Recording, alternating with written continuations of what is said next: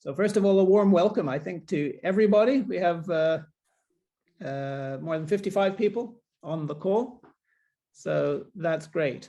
And thank you, everybody, for joining us in this special occasion, special edition of the Arctic Environmental Humanities Workshop, normally co-convened by Adriana Craciun and myself. So this, you may have seen, this is about ice and icy humanities. I think the key to what we're doing today is in the invitation, actually, that initiated it. And Professor Martin Tranter and Professor Mark Jackson, the University of Bristol, approached us a little while ago with the idea that we should do more to build dialogues around issues of glaciology and society in particular, and bring glaciologists into dialogue with the humanities, which is our province. Now, we've never really believed anyway that there's a big divide, should be a big divide between the sciences and the humanities. But then the genesis of what we're doing today is to try to see where conversations might lead in that vein. And so that's how a small group of us got together to propose that we do have these discussions today. You'll see there are two panels or two sessions, each one comprising, I think, 4 speakers. And we have an hour for each session. So the brief audience is that we've asked each speaker to speak for a short time only. It's not a paper. It's just around 7 minutes, maybe 5 minutes, no more than 10. And that's because we want to hear, interesting, experienced people talk about what they think is important about the status of ice, whether it's through the discipline of glaciology, whether it's through different recent work in the humanities and social sciences or ecosystems, and to build a dialogue. Okay.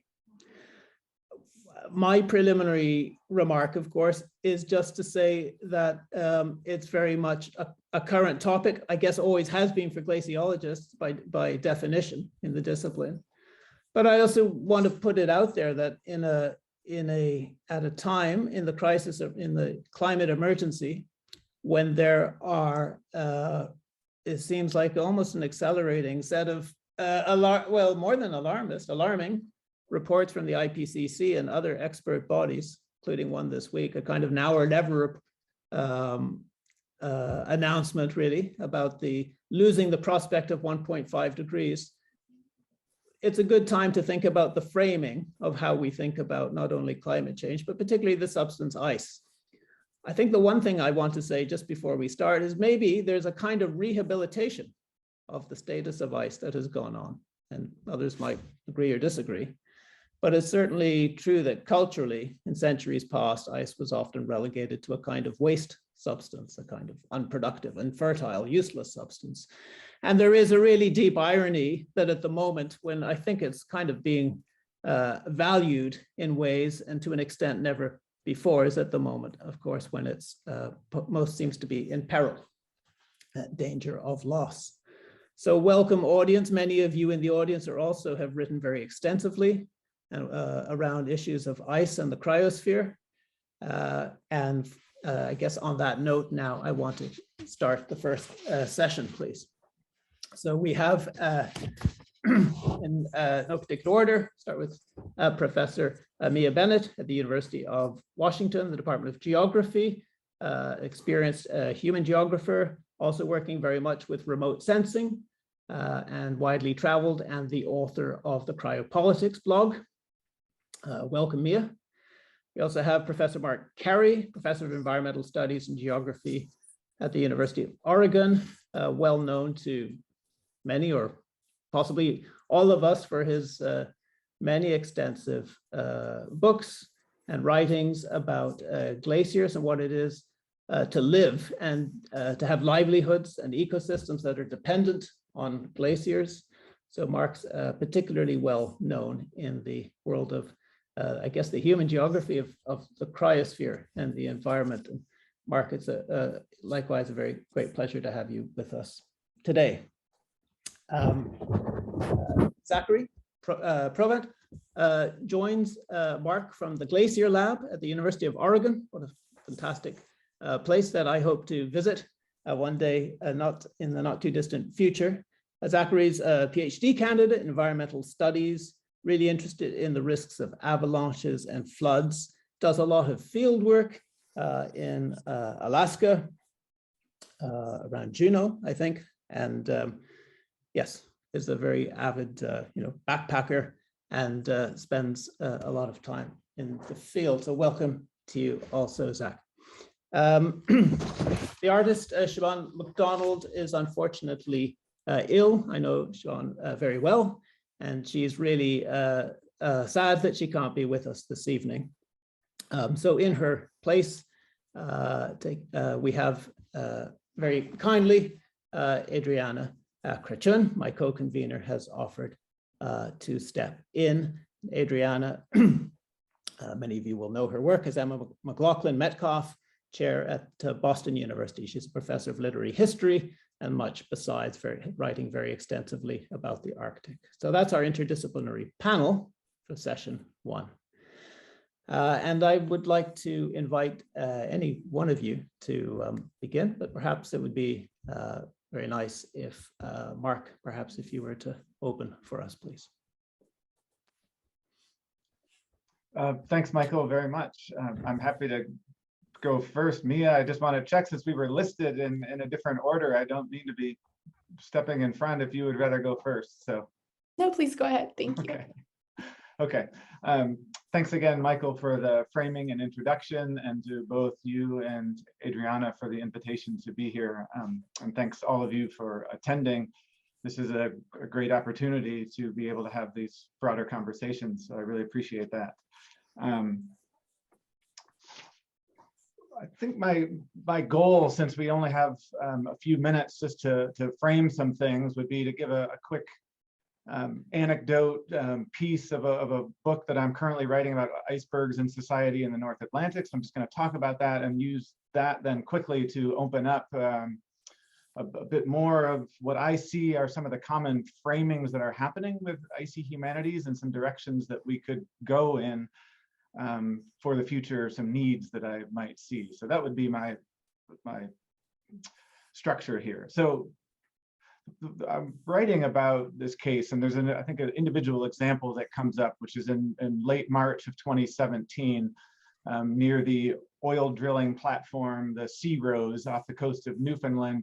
An iceberg, there was a whole swarm of icebergs that were drifting towards 5 different oil platforms in that part of the world. And one of them got through the defenses that were there, the iceberg towing that the oil companies are doing, all the surveillance systems. And whereas no iceberg is supposed to get within a kilometer of a rig, it got to 50 meters away from the Sea Rose platform. They were, even in that moment, they were blasting it with water cannons and trying to get ropes around the berg to tow it out of the way and move it. And this is not an anomaly in the sense that, well, the near miss or the near hit, I don't know why they always call it a near miss, but anyways, it's a near hit is what it was.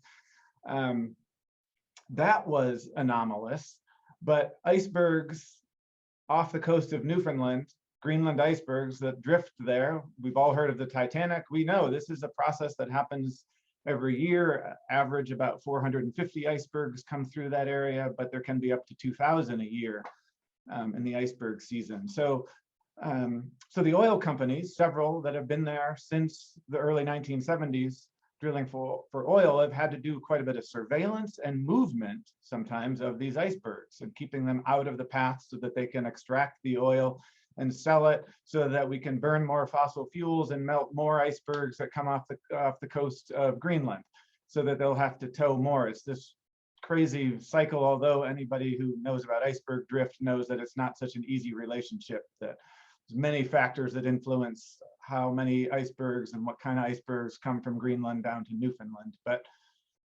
I mentioned this story because I think what I'm hoping to try to do in this book is to tell some different types of stories about ice. And I think a connection of icebergs and oil companies who are drilling for oil and moving the story out into the ocean, a few hundred kilometers off the coast of Newfoundland rather than on land in the Arctic or in high mountains, is a different space for the story to play out with ice. We have different actors with oil companies and government agencies, primarily as the actors here, and to tell a really different type of story than a lament for the ice that we're losing and trying to find local impacts, but really tying this to a corporate history. My larger book is really about how the last 150 years has been to try to make the North Atlantic safe for capitalism and safe from iceberg interventions. That's a really different type of a story than ice as a climate icon. And I think we need more, personally, of course, I'm fanning my own book project here, but I think we do need different types of stories. And I think that part of the reason we do is because we have some typical framings, I think. There's something about ice in particular that lead us to keep these typical maybe tropes or genres of framings and discussions of ice that are there.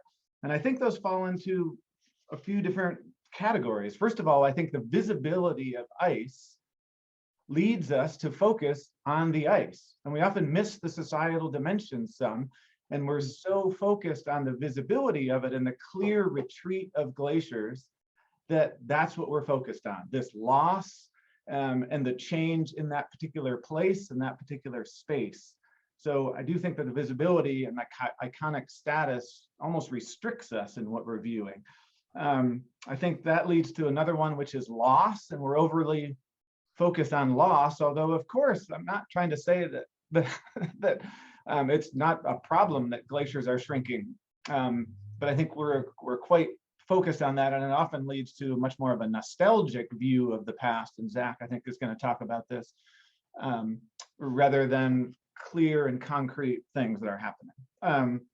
I think also because of the visibility and the iconic status of glaciers, we're really emphasizing, even in the humanities often, showing that climate change is actually happening. So we're onto the proof of it, when I really think, as Michael just said, we need to move into what can we do about this, what's happening to populations, and not still be just trying to prove that it's happening. And what that does is it sometimes renders, even for humanities and social scientists, that glaciers are laboratories or data, and that becomes a primary lens in which we're looking at them, which we need, of course, but right, we need to understand the glaciers and their impact on sea level, for example, but there's more to it as well.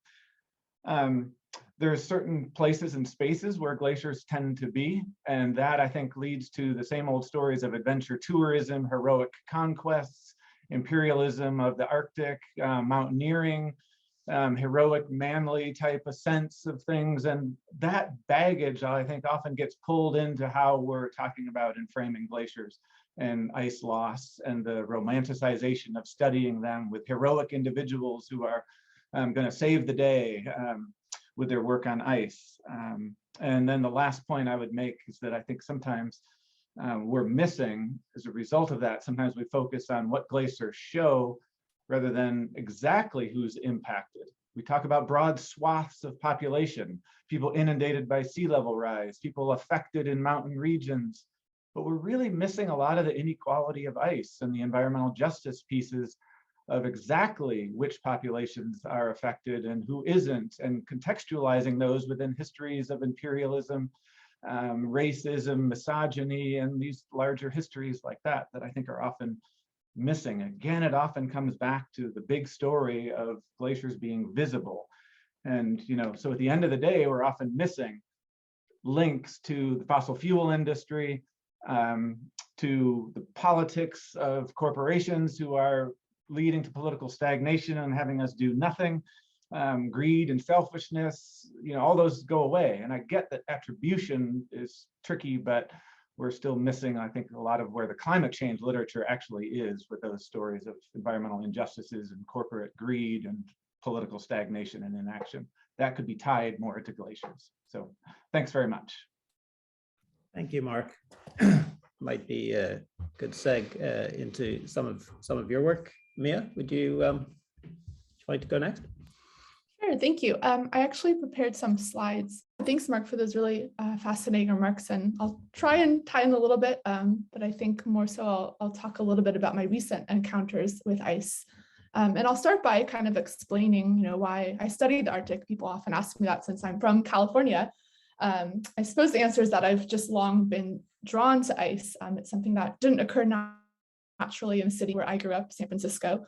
And my family and I had to travel long distances to see it, whether that was a few blocks to the ice cream shop, which to me as a little kid felt like a long way, or when I got older to the Sierra Nevada mountains that you see here, where you could see some of the remnants of glaciers. So ice is something that I've always actively had to seek out and been interested in doing. And at least ice was something that I could always seek out, at least until the COVID-19 pandemic hit. So as the world was shutting down, I found myself on top of the last bit of glacial ice I'd see for a long time, atop Fox Glacier on New Zealand's South Island, on the opposite end of the Arctic. So looking down from this glacier, you could see the iridescent ice descend into this lush podocarp rainforest, spitting out into the temperate Tasman Sea below. And so that really kind of gave me a different idea about all the places and different ecosystems on Earth where we can find ice. Now, I was in New Zealand with one of my closest friends on holiday, a woman I met in graduate school while studying the Arctic, who had recently gotten married in a wedding dress dyed to resemble the blue to white gradient of an iceberg, and along with her partner as well. So this was their honeymoon, which they timed very well. But my motivation for traveling to New Zealand wasn't so much for a honeymoon, obviously, but rather because I've been seeking to realize a teenage dream I'd had to visit the country since watching Lord of the Rings in the early 2000s. So if you've seen this film, you might remember how there are certain scenes in Return of the King, which were actually shot in New Zealand's Southern Alps, where they have fires lit across a ridge in a call for help. Yet unbeknownst to me as a teenager watching this film, the ice and snow captured the shots we can also think of as crying for help as well. And so on the ground back in New Zealand in 2020, one famous hike out to the rather imperially named Franz Josef Glacier, which the Maori call the Tears of Hine-Hukatera, now leads to a pretty desolate and dry valley that honestly should not be much of a tourist stop, one would think. And the only telltale sign of ice here is a rather matter-of-fact sign, which says in 1908, the glacier ended here. But even in 2006, as I discovered while looking through satellite imagery, in fact, the ice still actually would have been visible from that point. And it's only in the last few years that the ice has retreated out of view from that trailhead. And so in reflecting on how quickly some of this loss of ice has been, we in fact only need to go back a few 20 years or so to 21st century Hollywood blockbusters to see these scenes from a more glaciated past, rather than paintings from a century ago or signs from a century ago, or talking about time a century ago. So as the pandemic was racing around the world, I hurried back from New Zealand to my home in Hong Kong, where I'd been living at the time.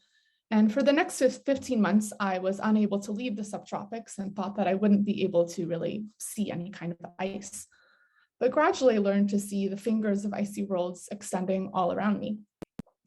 In fact, just blocks from my apartment was the center of the world's mammoth trade. So some 80% of Siberian mammoth tusks dug out of the tundra end up coming through Hong Kong on their way to mainland China. And along with that, more and more diamonds are coming out of the same tundra as well from Russia, going through Hong Kong to markets in Asia that are increasingly demanding this glitzy commodity. There's also more historic traces of icy paths, which I could see as I was just walking around day to day. So under the British colonists, Hong Kong was only really rendered habitable to European standards thanks to the import of ice from as far away as New England, from which the Tudor company shipped blocks of ice cut into large squares that they put in between hay and stacked on ships.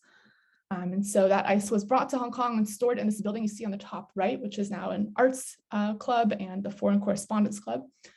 And you can see newspapers talking about how one can easily imagine the anxiety with which hospitals and even looked forward to the arrival of these ships in the torrid heat of summer.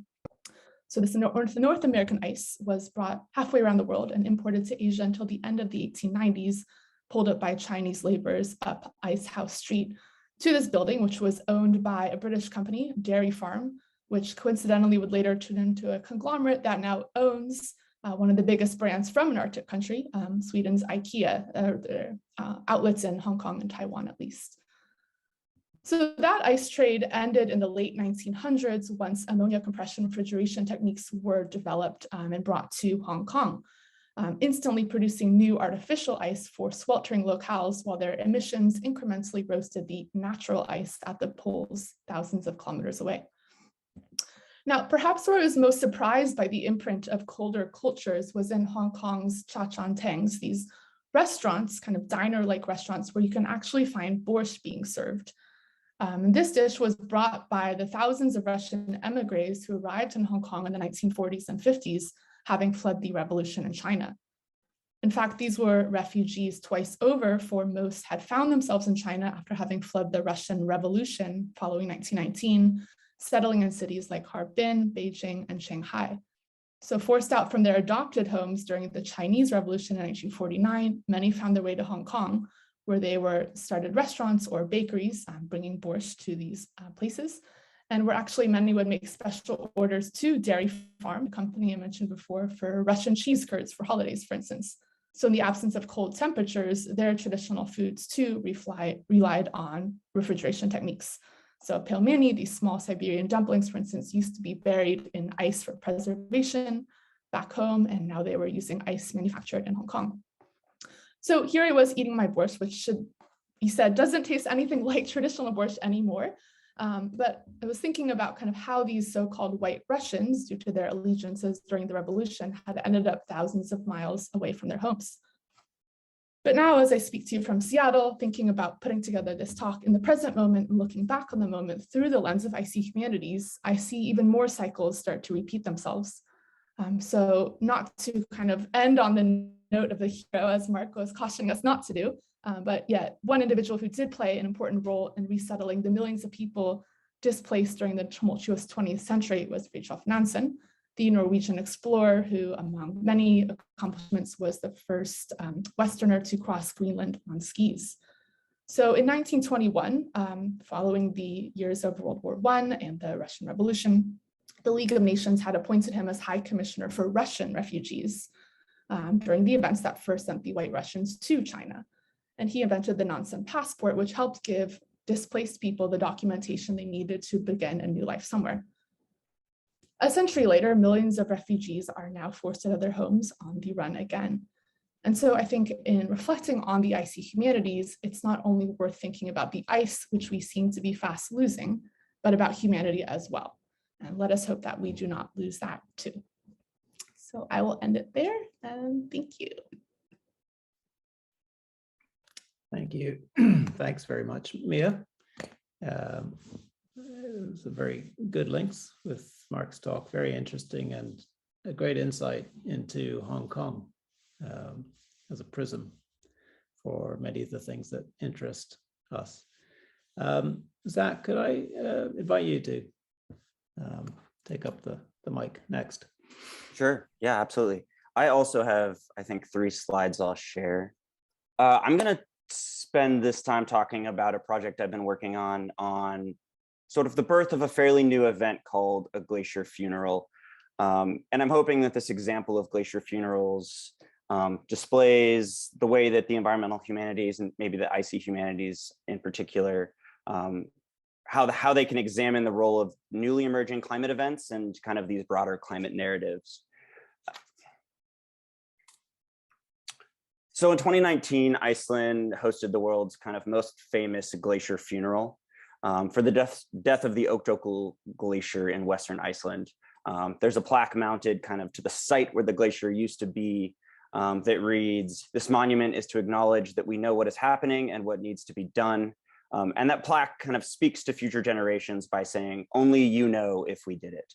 And then following the death of this Öktökull glacier, scientists and concerned citizens around the world are coming together to lay glaciers to rest. The Pissel Glacier had a funeral in Switzerland in 2019, and the Clark Glacier had a funeral in Oregon in 2020. So as the organizers of this session highlight in the abstract, it is both necessary to challenge previous ways of envisioning ice that have been reductionist, oversimplifying its forms, properties, and wider significance.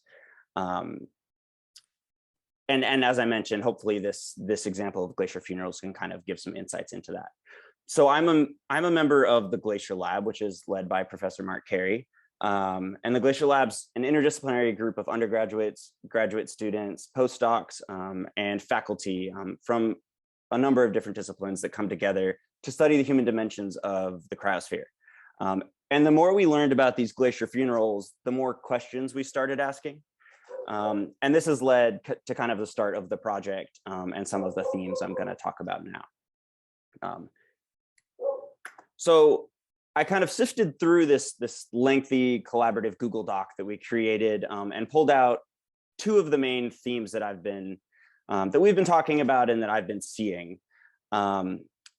So we, the Glacier Lab, repeatedly turned to this murder mystery novel theme and this idea of a true crime podcast to contextualize glacier funerals.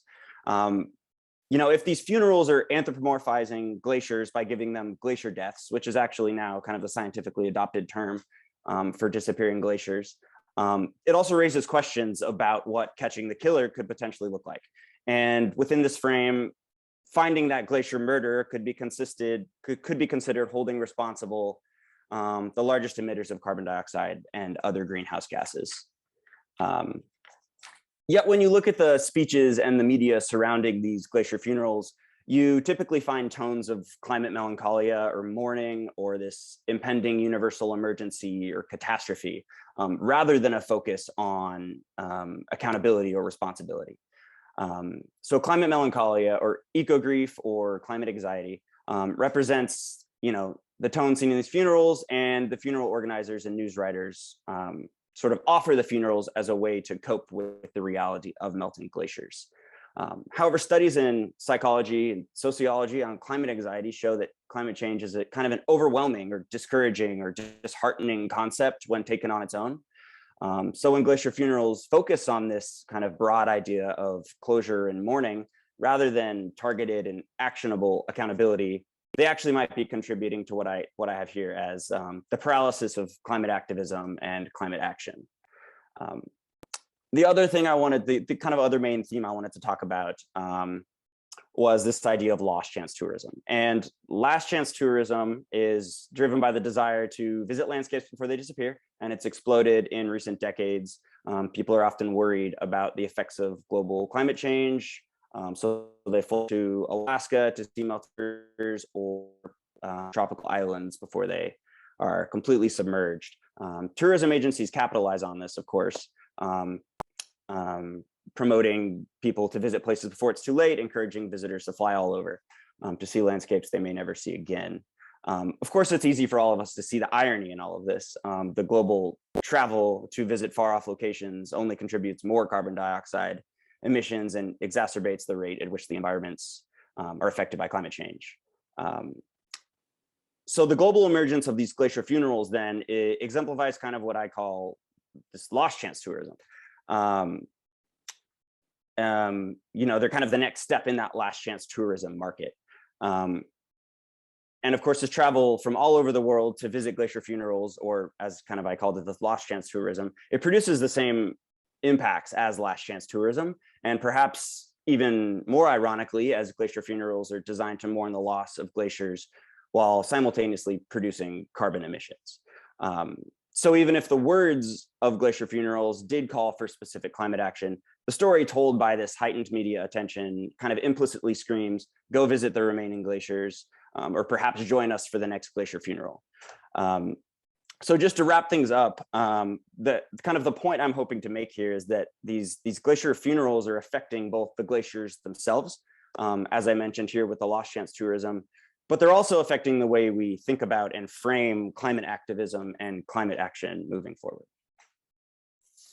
So I'll stop there.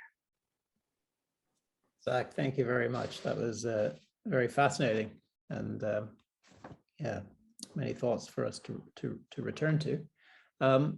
Adriana, if you're ready. Would you like to? I'm ready. Thank you. So actually, my talk's going to work particularly well with both Mark and Zach's, because I also will be talking about icebergs and mortality.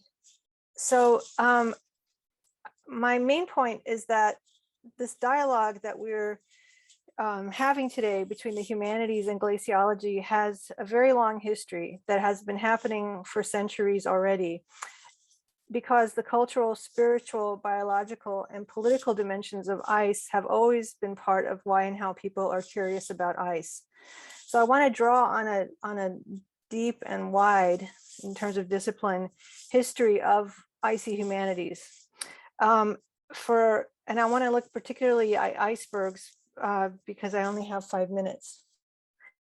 So if I'm going to look at how to climate crisis that we've all been speaking to, and the question of glaciology's interactions with the social and political world that can respond to that crisis, depend on our collective abilities to draw on here in the South or the West, and in Northern contexts, relationships to ice as being a source of life. In the sense of a being alive, borrowed from Tim Ingold's sense of beings alive as not necessarily having a biological life, but having an animated life in a relational field with powerful beings, which include human beings. So very briefly, what I want to show is that we have a long history of the complex living properties of ice that are part of the reason. They may be occluded, but they're part of the problem and part of the solution that we're talking about. In particular, I think I really enjoyed the challenge that Mark's paper put before us about the power of a particular version of ice that we get from the 19th century. But first, I want to take us back to the 16th century. And show you an early image of an iceberg from the third Frobisher expedition. This was an extraction expedition with 15 ships to mine gold in Meta Incognita, Baffin Island. In 1578, one of the sailors on board, writing one of the accounts, wrote this really fascinating description of an iceberg and drew this iceberg as they sailed around it, attempting to relate to it as an animate, moving creature. So I just want to read briefly his description from 1578. He says, as we thus lay off and on, we came by a marvelous huge mountain of ice, which surpassed all the rest that ever we saw. For we judged him to be near 80 fathoms above water, and we thought him to be aground for anything that we could perceive, being there 90 fathoms deep, and of compass about half a mile wide, of which island I have as near as I could drawn, and here set down the true proportion, as he appeared in diverse shapes passing along us by him.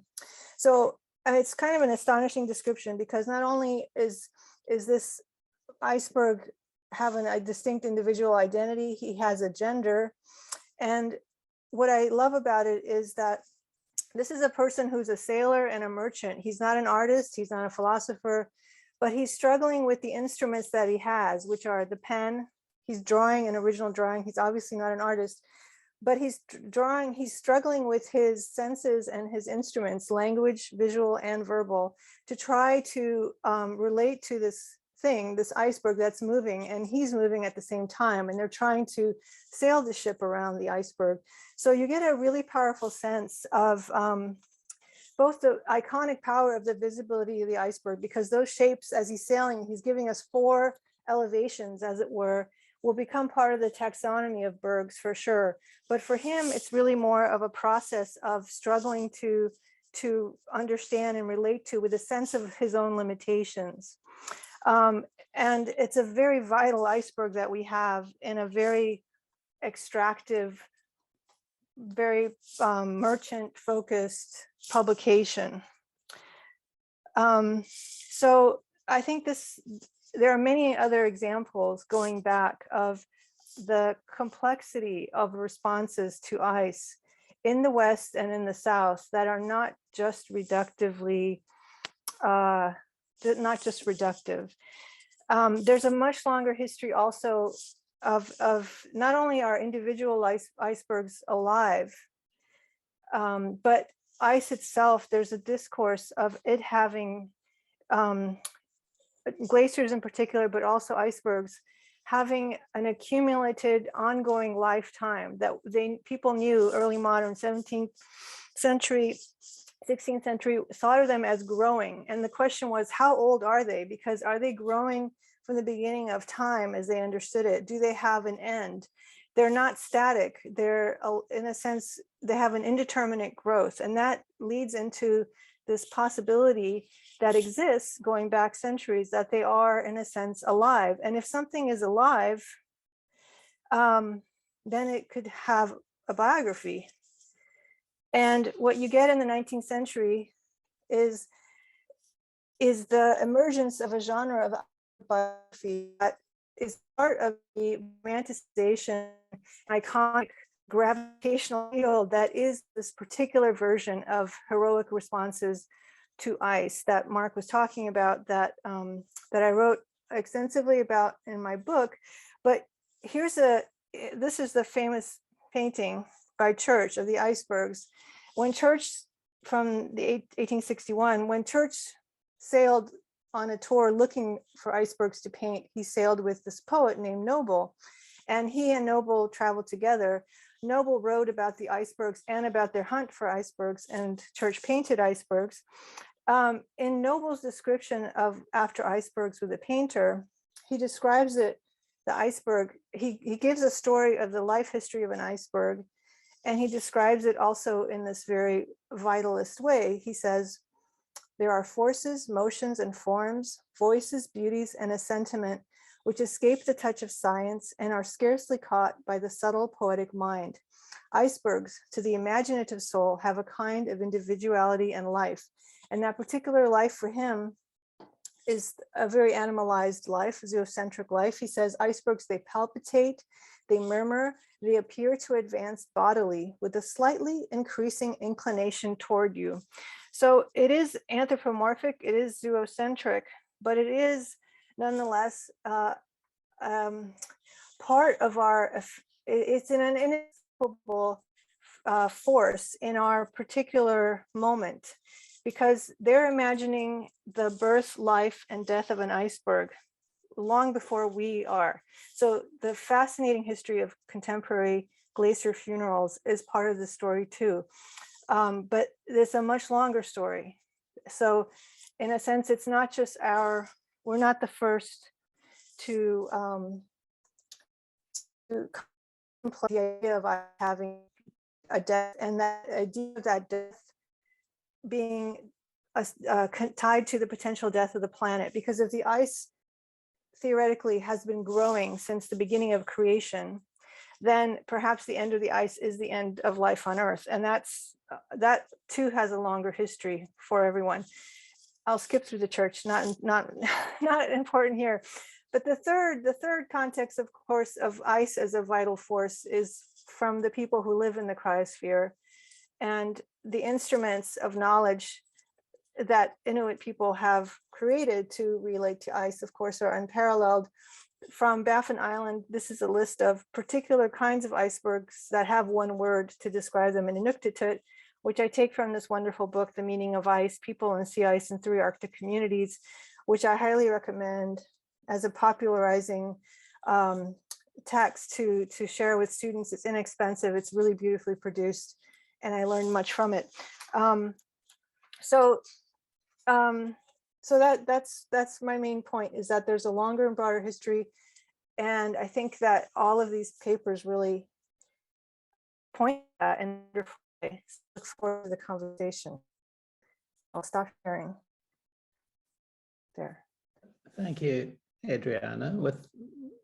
First of all, thank you all four speakers. Lots there. I mean, and the audience may expect or may be surprised by how much we've had to say about the lives of ice, its liveliness, as well as how explicit projects have been about value of ice and extractivism. Clearly a whole set of registers of emotions and gender, which, coming back to Mark, suggests that perhaps there's quite a range of stories that could be told about ice, and it lends itself perhaps to pluralism across cultures. I don't want to say any more. I want to make the best use of the time we have. And I think it's very exciting what we've heard, and I'm really excited actually, because we don't hear often enough about what practicing glaciologists see in and their understanding of the culture and life of glaciers. So what we're going to do next, audience, be patient if you would. We're going to do a quick switch around. We're going to conclude this first session and move to the second session. So for the second session, the next session, Adriana is going to chair. And we are going to, our speakers and the audience will stay with us, of course, but we're going to invite a different set of speakers, the next set of speakers. And I can see we have all of you, I think, turning your cameras on. Adriana, over to you. Thanks, Michael. So for our second session, Glaciology and Society, we have 4 speakers. We have from Cambridge University Scott Polar Research Institute, Dr. Rebecca Dell. She is postdoctoral research associate at the European and also European Space Agency Climate Change Initiative Fellow, also at SPRI. We have Professor Sérgio Faria, who is the Basque Research Professor at BC3, the Basque Centre for Climate Change. We have Professor Mark Jackson from the School of Geographical Sciences at the University of Bristol. And we have Sarah Tingey, PhD student, School of Geographical Sciences, University of Bristol. And I won't go into any longer introductions so that we can maximize our time and discussion. So if it's okay with you, I'm going to go with our alphabetical order with Dr. Rebecca Dell first. Does that work, Rebecca? Yeah, that's absolutely fine. I'll share my screen and get going. So it's a pleasure to be speaking here today, and forgive me if I go off-piste slightly with comparison to the previous speakers who I think have clearly done this before. I'm going to talk to you about my experiences as a scientist, but kind of how I became a glaciologist and the challenges that I still find present today and how that intertwines with my work, because I just think that would be the best way to get a discussion started. I was actually 14 when I decided I wanted to be a glaciologist. And I can remember being in a clothes like a big mall with my family, and my mum and my sister love clothes shopping and me less so. And I wandered into a bookstore and said to my mum and dad, can I have a book?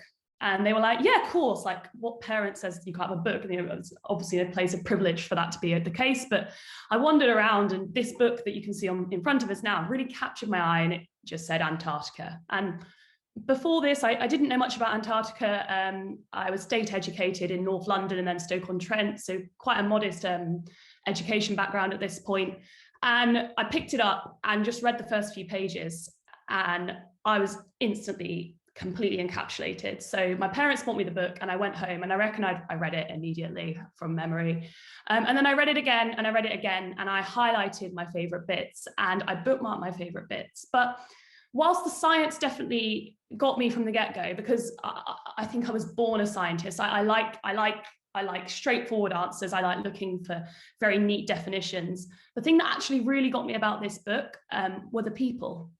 Gabrielle Walker, she was a natural scientist at Cambridge when she went out to Antarctica, but she did a really good job throughout the book of visiting the various people that obviously don't live all the time in Antarctica, but that visit Antarctica and that find place in Antarctica. And it was the sense of team and community that really started to strike me. And it was just the stories about people making cocktails from snowballs, and people who had visited so many times that their trousers were ripped. But that was a sign of status in Antarctica, because it meant you'd visited so many times that your clothes were so worn. And I suppose it's also worthwhile to add here that while we're not going to visit on heroes, I myself quite like the idea of doing things that most people can't do. So from the age of 14, that was kind of it. And I knew I was going to Antarctica. I learned to deep sea dive, and then I pursued glaciology. And that took me The first time I ever went on a glacier was in Iceland. This was the 2nd or 3rd year of my undergraduate, so it took me a long time from 14 to get to a glaciated environment. My family went outdoorsy. I didn't own walking boots before the trip. My rucksack was from like Sports World, and it's fair to say I was woefully unprepared, and the lecturers that took me out to Antarctica had a large challenge on their hands because I thought of it as a playground. I was on this glacier, literally running around with no real appreciation for the danger that I could potentially be in. And that became quite clear on day 2 of my time on this glacier when I was actually working in a working group. And my crampons, which keep me stuck to the ice, were attached to my Timberland walking boots, which are not very good walking boots when you're trying to stay safe on the ice. They're a fashion item. My crampons proceeded to fall off my walking boots, and I proceeded to slide towards what you would call a moulin, a hole in the glacier. Luckily, it was a small one, and luckily my fellow classmate managed to steady me before I fell too far. But there's the real story of how I entered glaciology. So it wasn't actually easy, and I think in some ways I felt like I had quite a few barriers to access. But I must say that everybody that I met throughout the education system, once they saw my passion, really helped me along the way. And then I'm going to jump now big time. So now I'm a glaciologist in Antarctica predominantly. And the thing that really struck me about the Icelandic glaciers that I did study for a while before I jumped across to Antarctica was that I was looking at small scale individual glaciers. And while they're really, really interesting, the pressure as a glaciologist or as a scientist often comes to answer the bigger questions. And this is where it ties into the IPCC climate change report. And if you speak to media, or if somebody asks you, how bad is climate change? How much do we need to worry? Like, how much is Antarctica going to melt? It felt to me like by studying a single glacier in Iceland, as important as that is for communities and even for the state of the physical glacier itself, it didn't feel big enough to me. And I felt almost a pressure to do bigger. So now I study Antarctica pretty much as a whole. I look at the mass balance of the ice shelves, which are the floating periphery of Antarctica. And I look at the surface meltwater regime. So I look at if temperatures change, how much surface meltwater is generated on these ice shelves. I predominantly do that using satellites because they offer this amazing view of the whole of Antarctica at really good temporal coverage. But obviously we have to then go and visit these ice shelves to constrain the observations we're seeing. So as validation and proof of method.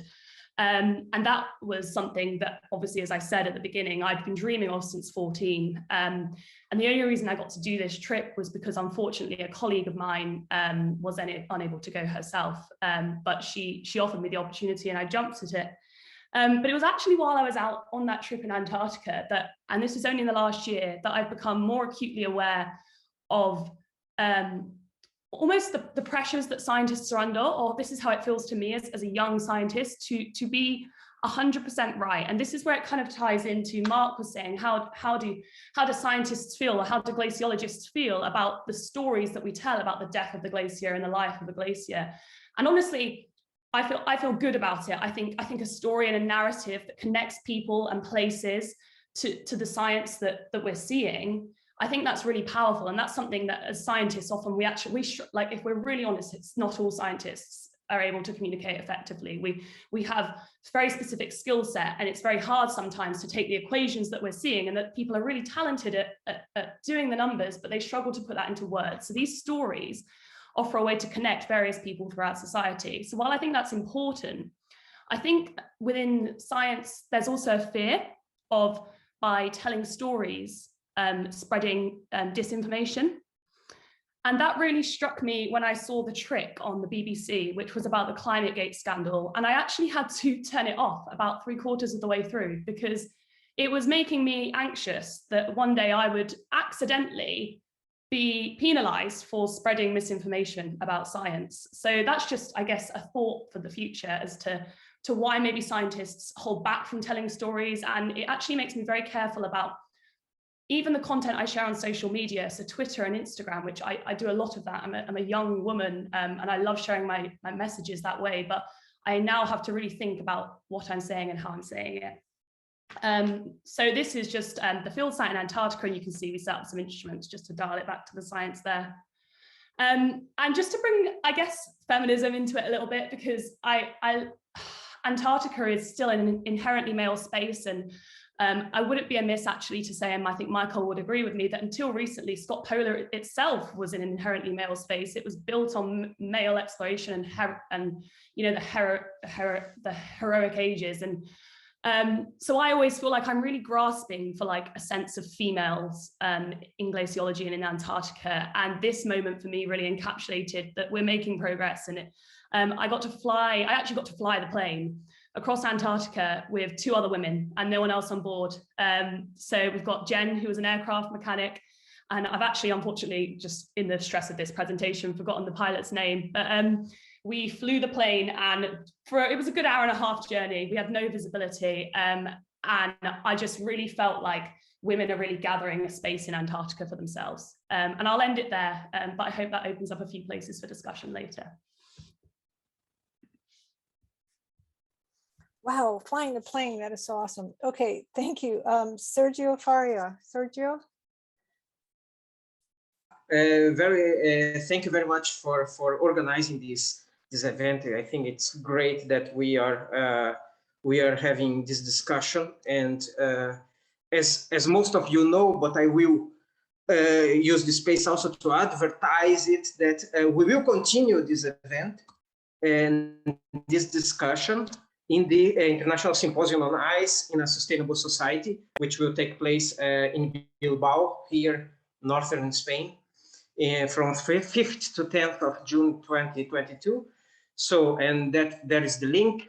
Registration is open. Abstract submission is also open. So, and it would be great to have you there. We plan to have a similar discussion to this, continue this discussion there. We are still defining the length and the number of panelists, but it will follow these ideas, and we hope to discuss it further there. So here, since the topic from this group was about glaciology and society, I would like to draw attention to the relation between society and glaciologists, and about the glaciology as a society itself. So about our relation among ourselves. Yeah. And then I proposed for you to consider the 2 cases.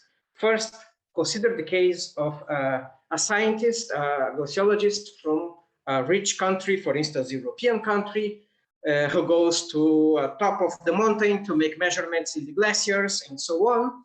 And usually what happens, and so the 2 cases I will present before I go on, they are real. So everything I'm telling is absolutely real. I have experienced both cases, and they, in the detail, in the minimal details, they are real, just without names, without locations, and so on. So the group of glaciologists, they go to the top of the mountain, they do their experiments, they collect samples, they hire local members of the society, of the community close to the mountain, researchers, local researchers, get to know that this research is going on there. They try to discuss, but this group of glaciologists, they are too busy collecting their samples and then going back home to do the analysis.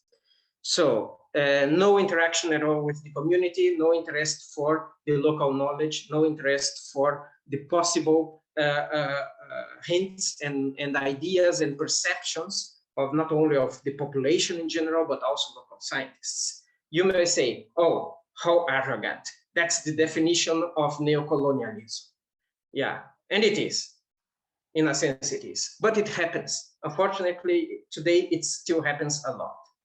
Now, let's consider the second case, where you have, for instance, a young researcher who comes from a country without glaciers, which it does happen. There are countries that don't have glaciers, or regions that don't have glaciers. This young researcher comes to a rich country with a long tradition in glaciology and says, oh, hello, I'm going to do a PhD in glaciology here. And then she meets a big shot, a great famous glaciologist, and the glaciologist replies, oh, forget it. Go home, go study your rainforest and monkeys, because that's where your perception is. That may sound also really horrible, but as I told you, both are true stories. And they have a relation, because in both cases, what we see is, on the one hand, foreign scientists disregarding the local knowledge and from both from the community and from local scientists. And in the other case are local scientists disregarding the knowledge, foreign knowledge, and the foreign input that they could get. We recognize both attitudes as wrong, but we know of lots of cases in which this happens. And so the question that I pose here to you to reflect upon is how can we promote a different kind of attitude to avoid this kind of behavior that we sometimes, and that's the point, most of the time we do that without noticing. It's not that people are evil, people are so xenophobia happens also with nice people. Just because you are nice, it doesn't mean that you are not xenophobic. Or colonialism can happen also with nice people who practice colonialism. I can confess that even though I come from a colony, a former colony, I behave as a colonial person because I was educated with the colonial thoughts. And then to avoid such things is difficult. And I think that, but it's important that we work ways to realize that, to identify that, to avoid that, because we all know that all kinds of different racism, misogyny, homophobia, transphobia, xenophobia, bullying, bigotry, intolerance of all humankinds, they are all to be avoided, they are all to have an end. But how to do that, it's not so easy.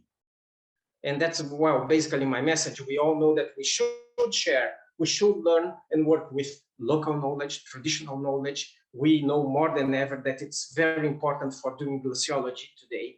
And we should also be open for the foreign knowledge, the knowledge not only from people from abroad, but also the knowledge from people from other specialties, from other knowledge, from other fields, from artists, from philosophers, from historians. And this knowledge is incredibly important also for the practice of glaciology today. And that relates also to the question, Mark's question about how glaciologists see this view of the living ice and so on. I think that's having an increasing importance for the work of glaciology today. Thank you very much. Thank you so much. So I'm Sarah Tingey at the University of Bristol. I'll just follow on a bit about how I ended up studying ice. I was a scuba diver working in lovely tropical coral places for a long time. And then I came back really poor, had no money, and I was offered a short 6-week job here at Bristol Uni, doing glaciology and working with crops. I'm from the West Country of England, where everyone's predicted to end up as a farmer. And I said, I'm never going to be a farmer. And I've ended up growing crops in glacial regions, which is an interesting kind of journey. And I'm going to talk about my PhD research and some of the learnings that I've had along the way. So we'll go. Glaciers, as you all know, are big rivers of ice, and they snake down the mountain, generating large quantities of finely crushed reactive rock particles through erosion. And these rock particles are released in meltwater. And meltwater, I personally see it as a kind of lifeline between ice and the downstream communities. There's a huge amount of focus on water levels, so the quantity, but there's been kind of less focus on the quality of the water and the biogeochemistry, which is influenced by the underlying bedrock. So I think this echoes some of the conversations before about how we focus more on the visible side of things. And this is definitely quite invisible to some people. Our research group before I started had shown that these rock particles, known as glacial flour, contain lots of nutrients like phosphorus, potassium and iron that are known to fertilize marine environments and stimulate phytoplankton blooms. And this led on to a research project which I have been working on, which is looking at whether we can use glacial flour, this is Chotoshigri in the Himalayas, to grow crops. And here's some crops that they were growing at our kind of base camp when we were working out there. We accessed the site on this lovely trolley, which was great fun.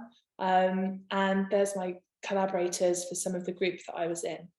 And we took glacial flour samples, working with communities and farmers over there, and grew crops back here in the UK using our labs here to facilitate that research. And we found out that it actually worked, which was great. It increased crop yields, it enhanced plant health and microbiome activity, and they were the parameters that we kind of measured. However, when we were out there in the Himalayas, there were murmurs from communities that firstly, there was a language difference in the kind of cross-disciplinary area of the project between what glacial flour even was, and how we communicated that between physical and social science, and also the local knowledge around what glacial flour was and whether it would actually be beneficial or whether it would be toxic, and would it grow a more nutritious or a more toxic crop. And we actually found out that it was far more kind of non-binary than we expected. I think there's a real tendency in science to portray things as a massive panacea to huge global issues and lose focus on the opposite. We don't really say we're wrong very often. And we found out that glacial flour, it's released in meltwater, and it is beneficial if you have fortunate geology, but in some cases it is very much not beneficial. And I think I've really learned throughout the duration of my PhD that it's essential to speak to these communities that are vulnerable and live by the ice and experience the ice, to develop our understanding in the physical science side and conduct a more collaborative, holistic approach to resolving problems. And I think my final comment is that I see my pathway as an early careers researcher is that I'm not really a spokesperson myself, but a facilitator for other kind of these communities in their own way. So it was very short and sweet. I hope that's okay. Thanks for listening. Thank you so much. So we'll turn to Mark. The question I'm interested to ask and to explore here is the following. And it's going to tie into things that were said earlier in the first session and by Sérgio and Becky and others. What are the responsibilities of environmental science, specifically in our case, cryospheric science? And I come to this question not as an environmental scientist, nor as an expert in the North and South Poles, nor as someone who has a deep experience in icy environments, although I was born and grew up in Northwestern Canada and lived there for 30 years. I come at this question instead as a scholar interested in contemporary and historical colonial and post-colonial geographies. And I come at the question, perhaps more importantly, from a recognition that much of what we in the modern university produce as dominant knowledge, and crucially, how we produce what counts as knowledge about environmental relations, is deeply rooted in reproducing hundreds of years of coloniality. And I've been taught to see this by a number of Indigenous scholars and knowledge keepers, and by people who have been subject to hundreds of years of modern dispossession. And I quote two here.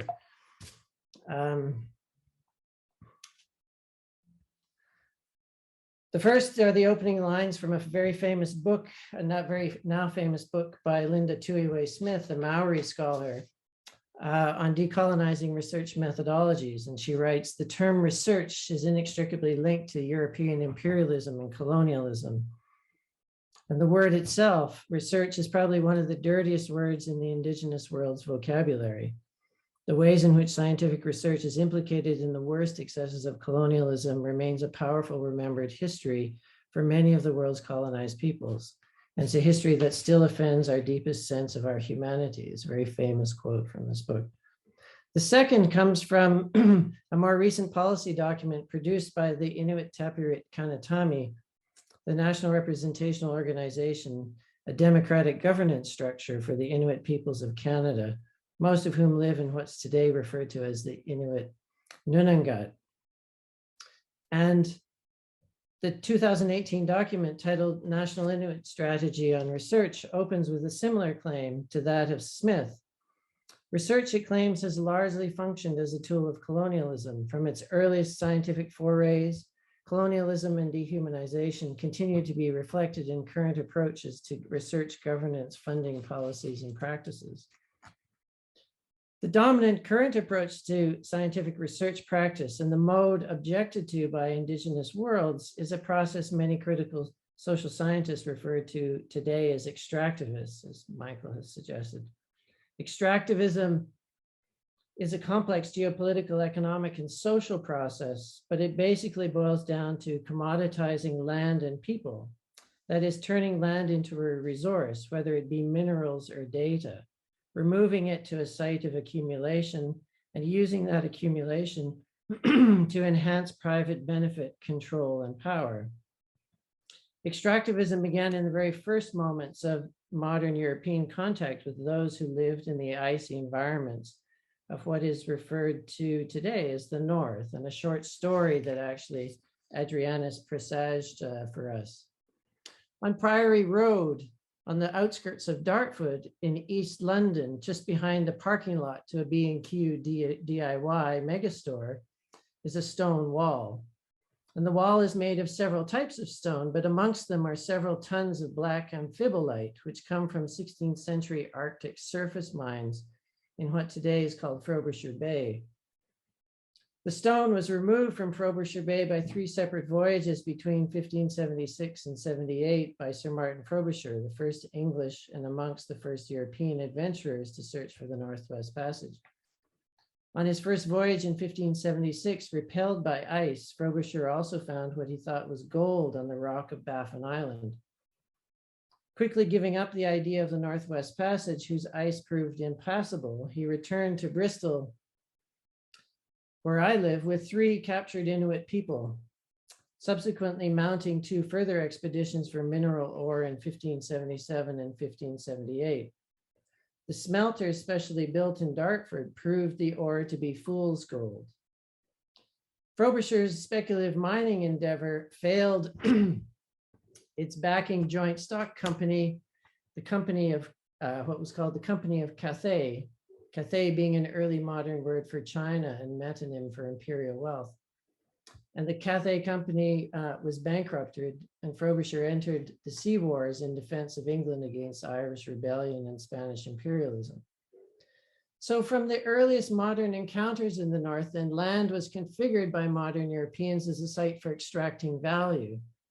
Ice in the North were constituted through the social and economic grammars of solidity and as a barrier to economic access, a territorial and formidable prevention of movement, and a threat to the ease of economic and geopolitical access.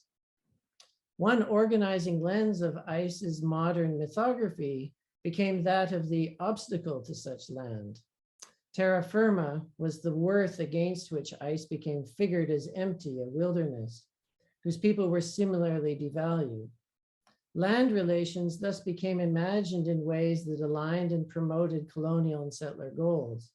Accessible space meant resourceful space, and ice, insofar as it was an antithesis to land and wealth, prevented access to resource.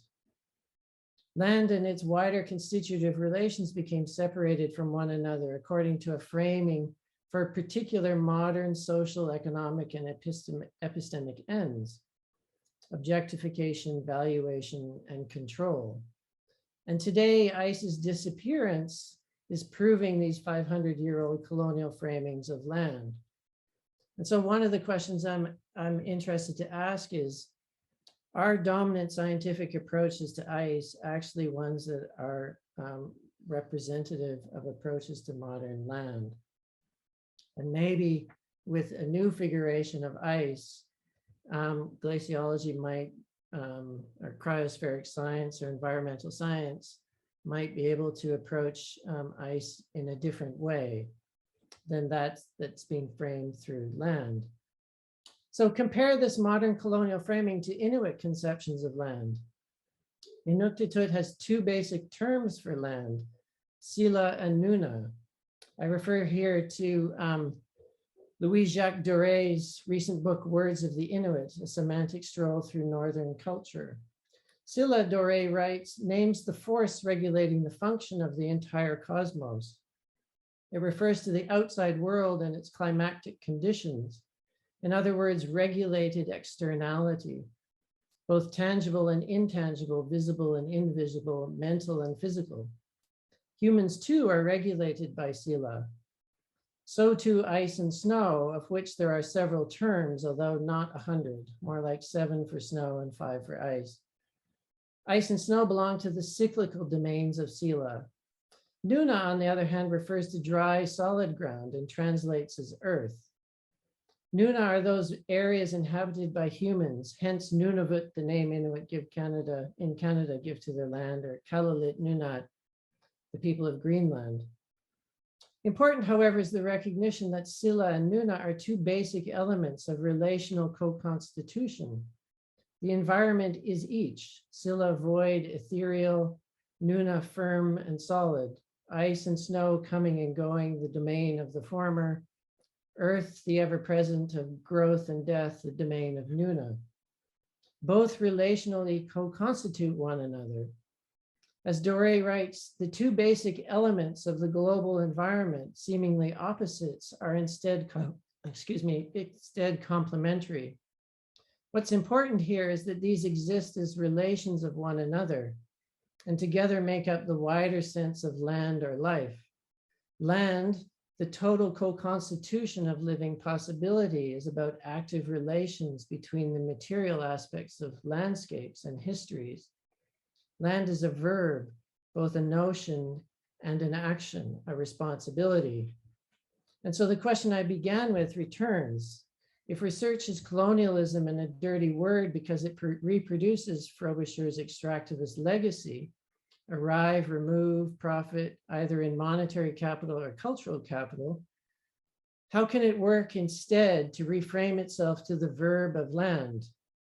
This to me seems to be one of the key challenges facing contemporary environmental science, and something that Sérgio said as well. Many, of course, are trying in their own ways to be more responsible to land as Sila and Nuna, to land as a verb. The key, I think, is to recognize that science, as the indigenous scientist and geographer Max Liberon writes, always happens within land relations. Which land relations is now more salient and important than ever, and something dominant environmental science, which has a monopoly on describing land relations, I don't think can anymore avoid. So I'll just end there. Thanks so much. Those papers are, those talks rather, are so well fitted to discuss the larger ethics of research that you all spoke to. I could just say something about the quality of the conversation I think we've just been having that strikes me as very unusual. And in that sense, I think going back to the invitation and the idea behind these conversations was very, very good. It's been interesting, actually. I found it interesting and surprising, a lot of what I've heard today. And this last panel, it's been interesting how much our panelists have reflected on identity. I'm not sure if that's exactly the right word. People have chosen to speak quite a lot about the personal experience of what it means to be engaged professionally with ice in ways that I think are very interesting and complex, and open up a lot, really. Certainly puts paid to any ideas that perhaps oversimplistic ideas about what scientists do or don't think, for example. And I'm very intrigued. I mean, I hope the audience who've been contributing to the chat and listening have felt that aspects, many parts of the conversations for the last 2 hours have been as rich as I've thought they have. So I suppose Sérgio mentioned that, you know, there is a follow-up workshop conversation in Bilbao, sponsored by the International Glaciological Society, an important meeting in June. So thank you, Sérgio. But there are many themes here, and I think I would be Adriana and I, the whole group would be very pleased if anyone wanted to email us with any comments or reactions to what they've heard tonight, because I think it's a session that has asked questions first and foremost. And that's a very exciting place to be. I think we are of an open mind, for example, as to what we do next with the Arctic Environmental Humanities Workshop. So when there are things that you've enjoyed, or if there are conversations where you feel that there's more mileage that we should return to them, that would also be very gratifying to hear from you. But I've enjoyed this. I found it a special event. Adriana? Absolutely special. And I have to say, incredibly hopeful. I feel incredibly hopeful by the desire and the lengths to which everyone has gone to reflect on our disciplines and our desires to reach beyond them and to work within them ethically is so important. And it doesn't really happen a lot in many other places, this kind of conversation. So I'm really appreciative that everyone took time to share, and I've learned a lot from you guys, and I hope we can continue this conversation.